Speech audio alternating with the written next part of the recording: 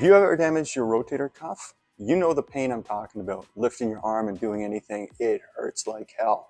So I'm going to show you what I've been doing, because as a personal trainer, this has been a hard thing for me. I've had to stop working out for an entire month to let it heal, let the inflammation calm down. That was step one.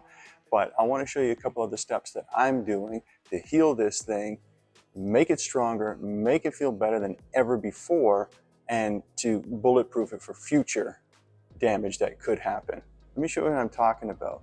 So the first thing I did is I took an entire month off to let my shoulder heal, to get that inflammation to calm down and to get things back online.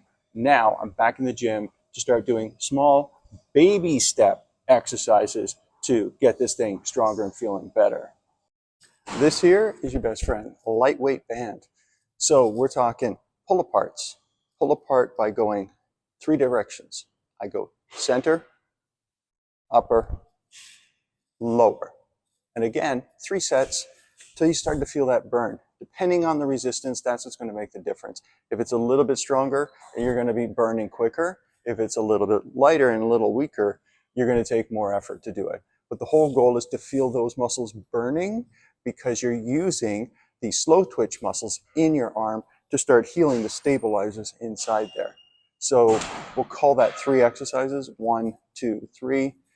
The external internal rotator cuff. That's what's going to make all those muscles so much stronger. Last exercise that really does help. This is using the band again. And what we're going to do is you're pulling apart gently and you start twisting like this. So what you're doing is you're doing rotations. You're keeping resistance, so it's an external rotation, but not full motion. They're actually kind of fun to do too. Now listen, if any of this really starts to hurt, tone it down, pull back. You're not working through the pain. That is not the goal, to work through the pain. I mean, if it's hurting, if it's a little sore, stiff is what you're going to be feeling, you can slowly work through that, because everything in there, if you've taken a little bit of time off, has kind of started to seize up. You wanted to loosen it and tell that shoulder, it's okay, we're going to make that shoulder stronger, feel better. So piercing pain, stop what you're doing, let it rest a little bit longer, okay? Now, I hope that helped. I got a little bit more I want to show you if you want to stick around.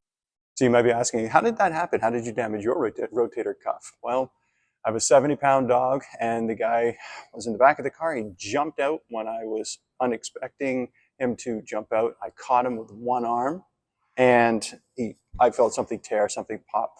And I knew from experience as a personal trainer, you damaged something pretty good. So the pain didn't take long to kick in. And from there, it's been a month, a little over a month actually, and that's why I've taken time off to heal. Smart idea, something I usually don't do. I try to work through the pain, but this, if you've torn your rotator cuff, you know what I'm talking about. Okay, so once you've warmed up all your shoulders and everything, and you've done those exercises I've just shown you, what you want to do is when you're getting back into the gym and doing training, you want to take it real easy. Now, with my clients, I tend to have them do every exercise to full range of motion. That is so important. But when you are dealing with a rotator cuff, you want to go less range of motion. You want to just gradually ease into the exercise that you're doing. Chest press, for example, here like this. This has an assist, so I don't have to stretch my arms back as far. I'm doing super lightweight with higher reps. The idea behind that is to burn and get that burning feeling inside and get the slow twitch muscles more strong, stabilizing that whole muscle, in all the muscles that are involved in your rotator cuff. That will help you move forward to progress, to get back to doing heavier, stronger exercises. And this carries through with all the other exercises you're doing.